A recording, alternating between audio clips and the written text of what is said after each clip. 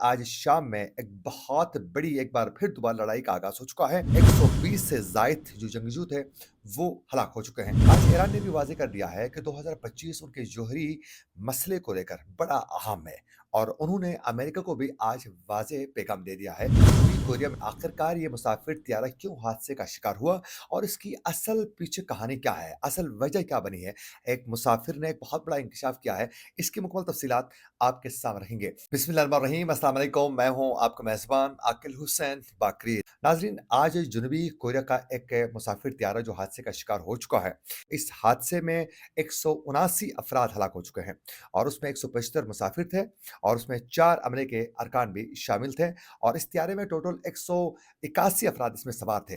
2 flight attendant जो हैं, इससे हादसे के दौरान मौत तौर पर बच चुके हैं। जनूबी कोरिया की तारीख में उनकी सरज़मीन में सबसे ज़्यादा हलाकत खेज़ ये तियारा हादसा कहा जाता है। एविएशन ज़राए का ये कहना है कि जनूबी कोरिया के मवान एयरपोर्ट पर जो हादसा पेश आया है, ये बोइंग 737 ये जो तियारा था, ये 15 साल पुराना ये तियारा था और ये जेजू एयर की परवाज़ C72216 ये बैंकॉक से मवान ये पहुँचा था और हादसे का ये शिकार ये बदकिस्मत जो तियारा था, ये प्रवास के लिए C72215 के तौर पर दोबारा इन्होंने बैंकॉक जाना था और ये हादसे का शिकार हुआ। और नाज़रीन, ये जीजू जो एयर है, ये एयरलाइन जो है 2005 से अपनी खिदमात मुहैया कर रही है और ये इनका पहला तियारा है जो हादसे का शिकार हो चुका है और इसकी परवास जनूबी कोरिया के अलावा एशिया बशमूल जापान, चीन, फिलिपाइन और थाईलैंड तक इसकी परवास जाती है।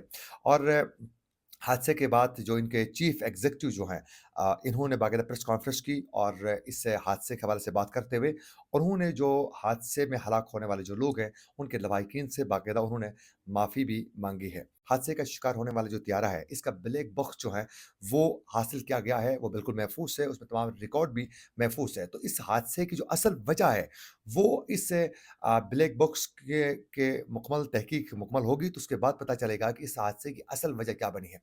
अब ये बताया जा रहा है कि इसके रिकॉर्ड को डिकोड करने में वक़्त लगेगा, उसके लिए 1 महीने का वक़्त लग सकता है, तो 1 महीने के बाद ये पता चलेगा कि इस हादसे की असल वजह क्या बनी है। लेकिन नाज़रीन, ये जेजू एयर की फ़्लाइट 2216 के एक मुसाफ़िर का आखिरी पैगाम जो उसने अपनी फ़ैमिली को आखिरी जो पैगाम भेजा था, वो सामने आ चुका है। वो मुसाफ़िर ने अपनी फ़ैमिली को जो आखिरी उन्होंने जो टेक्स्ट भेजा है, उस पर उन्होंने कहा है कि जीजू एयर की फ्लाइट 2216 जो हैं, वो इस वक़्त लैंड नहीं कर पा रही है। उसकी वजह ये है कि इसके एक पर में एक परिंदा फँस चुका है, जिसकी वजह से ये तियारा लैंड नहीं कर पा रहा है और उस मैसेज में उन्होंने ये लिखा है कि शायद मुझे अपना आखिरी पैगाम देना चाहिए। उसके बाद उनकी फ़ैमिली का ये कहना है कि दोबारा उससे कोई राब्ता नहीं हुआ है, तो इसकी एक वजह जो मुसाफ़िर ने बताया है कि इसमें परिंदे जो है उसके पर में फँसने की वजह से ये इस वक़्त परवाज़ जो है, ये तियारा लैंड नहीं कर पा रहा है। ये बताने के बाद फिर वो तियारा मेरे ख़्याल में क्रैश हुआ। उसने अपना अगला मैसेज जो अपनी फ़ैमिली को उन्होंने वो भेज नहीं सका है। ये उनके रिश्तेदारों का कहना है कि बस एक मैसेज मौसूल हुआ, उसके बाद उनके साथ राब्ता मुनक़ता हो चुका है। तो अब देखना ये है कि इसकी असल वजह क्या बनी है, ये तो आने वाले दिनों में 1 महीने के बाद जब ब्लैक बॉक्स को डिकोड किया जाएगा, तो उसके बाद पता चलेगा।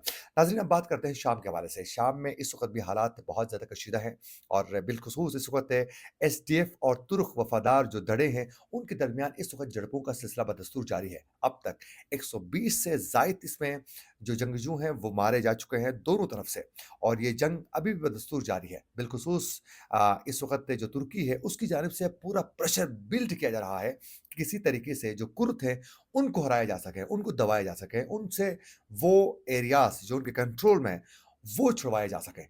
इनकी पूरी कोशिश है। अब दोनों तरफ से एक जानिब अमेरिका के हिमायत याफ़्ता जो कुर्द हैं, वो और दूसरी जानिब हयात तहरीर अल-शाम, जो शाम के जो इस वक़्त नई हुकूमत जो बनी है, वो इस वक़्त तुर्की की बाकायदा हिमायत के साथ जो हैं वो लड़ रहे हैं बाकायदा कुर्द के खिलाफ।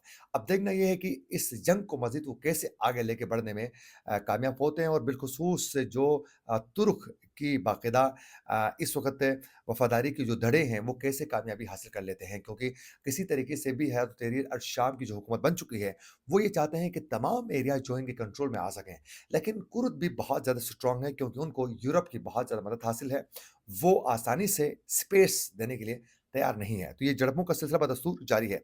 साथ-साथ इस वक़्त हुकूमत की जानिब से जो शाम की नई जो हुकूमत बनी है, उसकी जानिब से बशर अल असद के जो हामी हैं, उनके खिलाफ भी ऑपरेशन का सिलसिला बदस्तूर जारी है। अब तो दोबारा इस ऑपरेशन को बड़े स्ट्रॉन्ग तरीके से, बड़े लेवल पर इसको बाकायदा इस ऑपरेशन को लॉन्च किया गया है और इस ऑपरेशन के ज़रिए जितने भी बशर अल असद के जो हामी हैं, उनको वाज़ेह तरीके से कहा गया था कि आप फ़ौरी तौर पर हथियार जो आप लोगों के पास है, वो हमारे हवाले करें और आप पीछे हट जाएँ और जब तक हथियार नहीं छोड़ेंगे, आपके ऊपर सख्तियाँ मज़ीद बढ़ने वाली हैं।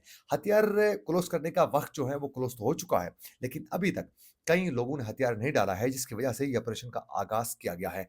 और ऑपरेशन के आगाज़ के साथ-साथ इस वक़्त तरतूस के देहाती इलाकों में ये ऑपरेशन का सिलसिला तेज़ किया गया है और वहाँ कई लोगों को मारा भी गया है और उनकी जानिब से भी बाकायदा फायरिंग का तबादला इस वक़्त जारी है। लेकिन साथ-साथ इस वक़्त जो बशर अल-असद के जो फ़ौजी थे, वो मुल्क से फ़रार होकर वो लेबनान की सरहद में दाखिल होने की उन्होंने कोशिश की और इस वक़्त जो है बड़े पैमाने पर जब वहाँ से वो लिब निकलने की कोशिश की, तो लेबनान की सरहद में उनको पकड़ा गया है और लेबनान की खुद सिक्योरिटी ने इनको हवाला किया है।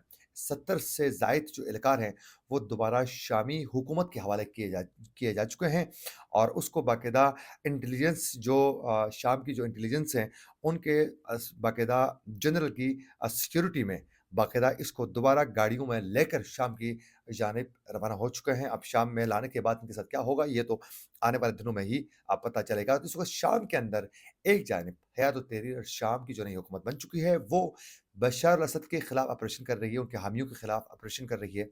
साथ-साथ कुर्द के खिलाफ भी ये लड़ाई का सिलसिला अभी बदस्तूर जारी है। इसके अलावा नाज़रीन आज ईरान के हवाले से बात की जाए तो आज ईरान ने वाज़ेह किया है कि ईरान के लिए 2025 उनके जौहरी मसले को लेकर बड़ा अहम है।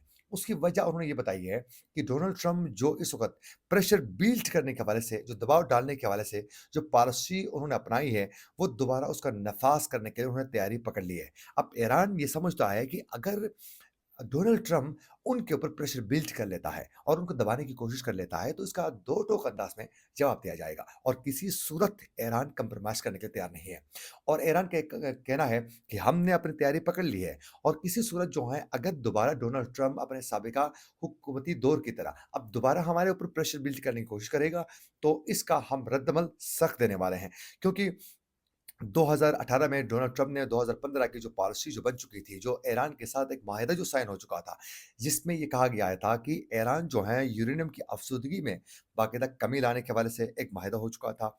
उसके बदले में ईरान के ऊपर जो सैंक्शंस लगाई गई थी, उसमें नरमी लाई गई थी। तो अब ईरान उसी माहिदे पर अमल पैरा था, लेकिन बाद में डोनाल्ड ट्रम्प ने आकर कहा कि नहीं, हमने सिफारती लेवल पर इनके साथ कोई भी हमने डायलॉग नहीं करना है, बल्कि हमने इनको क्रश करना है। अब क्रश करने के नाम पर उन्होंने वो 2015 की जो पॉलिसी बनाई गई थी, जो माहिदा किया गया था, उसको डोनाल्ड ट्रम्प ने तोड़ दिया। अब तोड़ने की वजह से हुआ ये कि अब ईरान ने यूरेनियम की अफ़ज़ुदगी जो है, उसमें इज़ाफ़ा कर दिया। अब साथ-साथ एक जानिब माहिदा तोड़ने के बाद ईरान ने यूरेनियम की अफ़ज़ुदगी को बढ़ा दी। बढ़ाने की वजह से अब यूरोप खुद ये चीख-पुकार कर रहा है, अमेरिका खुद ये चीख-पुकार कर रहा है और उनके जो एक्सपर्ट्स हैं, वो कह रहे हैं कि ईरान जौहरी हथियार बनाने के एक कदम की दूरी पर है। और बाज़ तो ये कह रहे हैं कि ईरान अपनी पोज़ीशन स्ट्रॉन्ग कर चुका है जौहरी हथियारों के मामले को लेकर भी, लेकिन वो अब इस हवाले से खुल के ईरान सामने नहीं आया है। लेकिन इस वक़्त कई ममालिक का कहा जा रहा है कि यूरेनियम की जो अफ़सुदगी है, वो 60 प्लस पे जा चुका है इस वक़्त ईरान। देखना ये है कि जनवरी के बाद जो ही डोनाल्ड ट्रम्प जो हैं सदारती महल में आएँगे, तो उसके बाद क्या करते हैं, वो ईरान बड़े करीब से देखना जा रहा है। इसी के साथ अपने मेज़बान आकिल हुसैन बाकरी को दीजिए इजाज़त। अल्लाह निगहबान।